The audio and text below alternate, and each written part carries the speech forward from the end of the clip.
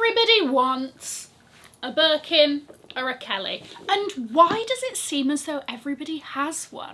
Today I thought we would have a little bit of a deep dive into the topic and think about the reasons as to why do we see these so much? Why does it seem like everybody's got one, and why do we even want one to begin with? Birkins and Kellys are often seen to be the tippity top of the designer handbag hierarchy. They are the pinnacle. If you're a collector of designer bags, chances are having one of these is on your bingo card. They are one of your Pokemon. They are one of those cards that had the gold reflective thing on that were very rare. I don't know, I'm trying to remember back to my childhood. There are a few reasons as to why they've sort of been positioned in this way. First off, let's talk about the origin story of these bags. So, the Birkin, famously, Jane Birkin was on a flight with Hermès CEO Jean-Louis Dumas at the time. They got to talking and she was expressing her need for a bag that was practical and stylish, and thus in the 1980s the Birkin was born. However, in 2017 it was reported that good old Jane Birkin doesn't even use her Birkins anymore because apparently she likes to carry around everything including kitchen sink, and the bag becomes too heavy. So there we go. Then you've got the Kelly. The Kelly was not originally called the Kelly, right? It was created in the 1930s as this sort of trapezoidal sort of bag shape. And then Princess Grace Kelly of Monaco was photographed using her, whatever this was called at the time, bag to conceal her pregnancy. It was photographed, oh my gosh, it went viral, and the bag was renamed the Hermès Kelly. Now, don't you find it quite interesting that both of these bags, which are very sort of iconic and well known, are both named after iconic women? Oh, a little bit of a correlation there. I'm thinking about doing a video of like, why do iconic bags become iconic and the people that they're associated with. Interesting. Anyway, guys, if you are new here, my name is Cassie and I'm a self-diagnosed luxury addict. I put out videos on Mondays, Wednesdays and Fridays, so if you like luxury fashion, then you're gonna love it here. So head down there, subscribe, turn on the bell, become a member of our luxury addicted family. When are we going to rehab? Never. Okay, so like I mentioned, these are seen to be the creme de la creme of designer bags. Now, there are a number of reasons I think that come together to create this. Number one being what we've just discussed, which is their association with iconic women, famous women / celebrities in general. This bag has always sort of been associated with celebrity and different kinds of celebrities. You've got people like Victoria Beckham, the Olsen twins, Avril Lavigne most recently, may we just say. I was not ready for Avril to be pulling out some of these Birkins from her collection. I was like, Avril, I didn't know you were into Hermès like that, but okay. Pippa Middleton. Then you've got people, you know, like Cardi B and J-Lo, like the wide array of celebrities that seem to own these bags. The second reason as to why these sort of have the reputation that they do is their exclusivity. This is a huge part of the Birkins and the Kellys and why they are so highly sought after, because we always want something that we can't get, okay? We like to, as much as we deny it, apparently a lot of us enjoy that the bags play hard to get, right? We're going to get into this a little bit later, and that's a generalisation. Some people absolutely hate the game. I don't necessarily love the game, but I play it. The fact that you cannot just walk in, look, there obviously are exceptions. There are people who are so lucky, okay? The sun's rays have shone down on them that day. They've walked in and said, you know, I've always wanted a Birkin, have you got any? And the essay at the time has gone, do you want to know what? For you, I do. For you, I do. Hold on a second, madam. And then, of course, you've got the Paris game is very different to the game, you know, across the rest of the world. But generally, these are not something that you can walk in, pick it off the shelf, oh, I'd love to have a try, yeah, box that one up for me, I'd love to take it with me situation. And because of that, whether it's marketing or whatever you want to call it, that also plays into how highly sought after these bags are. Another aspect that Hermès bags in general, but also a reason why people really love these bags is the quality. These are exceptionally well made. The hardware is gold plated. You know, like all of these little things. When it comes to these bags, one artisan is in charge of creating that bag from start to finish. It's not going through multiple hands. One person is in charge of bringing this bag to life. And you've got something like the MS Spa. So guess what? Over the years, if she's looking a little bit worse for wear, she needs a bit of a spruce, a little bit of TLC. You bring it in, they send it off. It goes back to the teams that create these bags to get her looking spick and span again. Another reason that can't be denied that I've definitely spoken about previously on this channel is the investment value of these bags. These are the bags to buy if you want to sell them for more than you paid, right?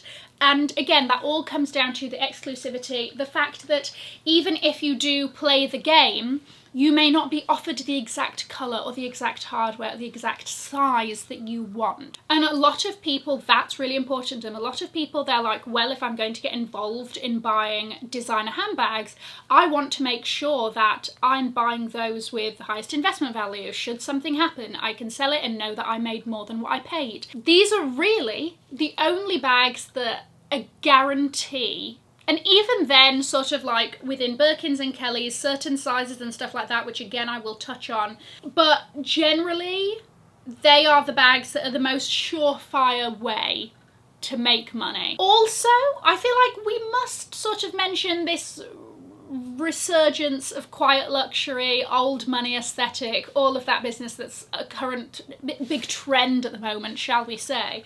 And a lot of people do associate Birkins and Kellys with this trend. Then again, I sort of think that these bags are, surely they're so well known that they transcend quiet luxury, like people know, but I might be wrong. It seems as though if you follow people within luxury or fashion in general on social media, everybody's got one. And in most cases, they have multiples. It's a huge topic. It's something that people are fascinated by and want to know more about. But why are we seeing so many? One reason is that I think people are able to share the knowledge of how to get these bags more than ever before, right? So social media obviously is a huge aspect of this. We're going to be coming back to it. But before, if you wanted to know how to get your hands on an Hermes, Birkin or Kelly, you either had to find some confidence, walk into a store and straight out ask, or know somebody that has one and be like, okay, tell me what the deal is, how do we get this, like all of that business.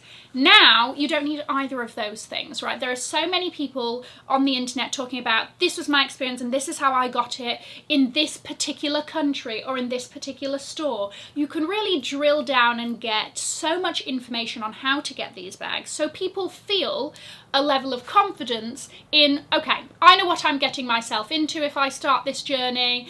People are coming from a place of more knowledge to get these bags. There's much less of this mystery of how to get one than before. Obviously, through social media, we were able to see more of these than we ever have before, right? Some of us will live in areas where you may never see one of these bags in real life, right? But in social media, because of its global reach, blah, blah, blah, we are seeing so many more of these than ever before. Another reason are the rise of pre-loved companies, okay? And a lot of these have been around for a long time, but I really think with this shift towards more and more people being sustainable, stricter guidelines around like authentication and what a lot of these websites offer. You've got places like Rebag and Vestiaire Collective and Fashion File. What goes around comes around. And whilst, yes, you are most likely going to be paying well over retail for these bags, depending on the size you're after,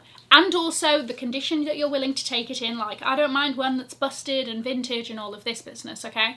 You can find very good deals on a lot of these sites. I will actually link some below and in the shopping prompt on the screen if I can find some. Yeah, eBay. eBay even has like an authenticity guarantee and all of that, right? As we become more confident buying pre-loved, another way that people are able to get their hands on these more. Now, if you're willing to pay well over retail to get exactly what you want, then even something like Privé Porter exists, right? Privé Porter used to just be, I believe, like an Instagram account, and you would sort of contact them via WhatsApp, I believe.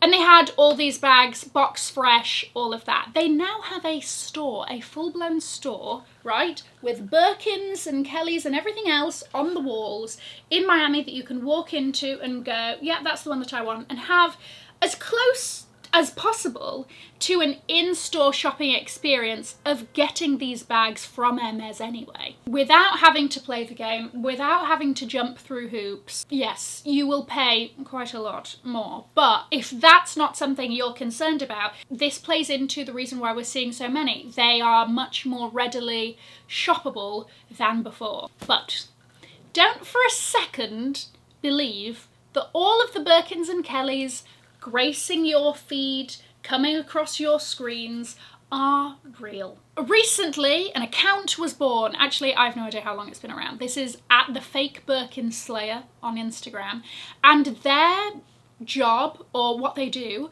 is post on their stories whenever they see like public figures, influencers, reality TV stars, post fake bags as though they are real, flaunting them around as though they're real.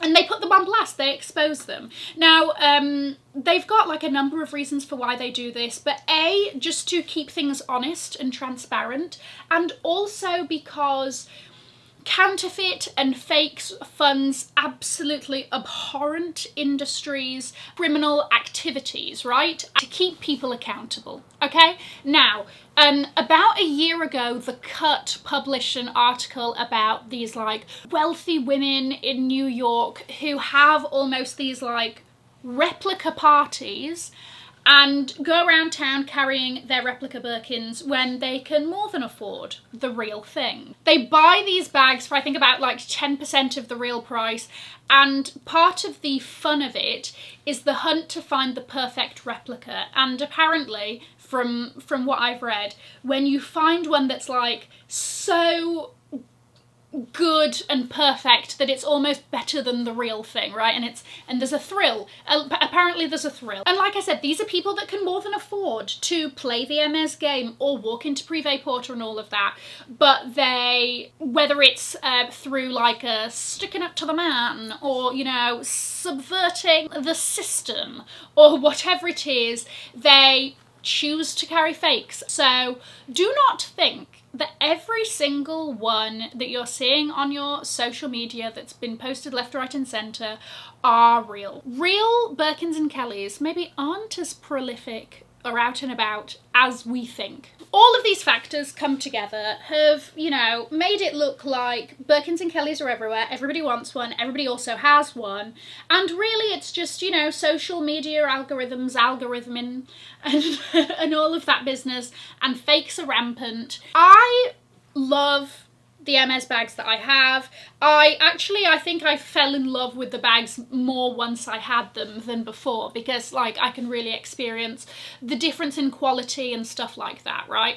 But I'm not necessarily somebody who has a desire to have, you know, a double-digit amount of these bags. Yes, those collections are fabulous and all of that. I don't think that it's something that I see in my future. I think they're great bags, and if it's something that's on your, you know, your bag to-do list or whatever at some point in your life to have one, I get it and all of that. But don't think that, oh my gosh, I'm missing out by not having one, or it looks like everybody has one and I don't, maybe I should play the game and all of that. So once again, social media not necessarily being the best thing for us. What do you think of the rise of everybody's obsessions with Birkins and Kellys? I'm going to leave a link to another video over here in case you haven't already seen it. Have an amazing morning, afternoon or evening wherever you are. And in the words of my father, if you've enjoyed it, tell your friends. If you haven't, keep your mouth shut. I'll see you in my next one. Bye guys.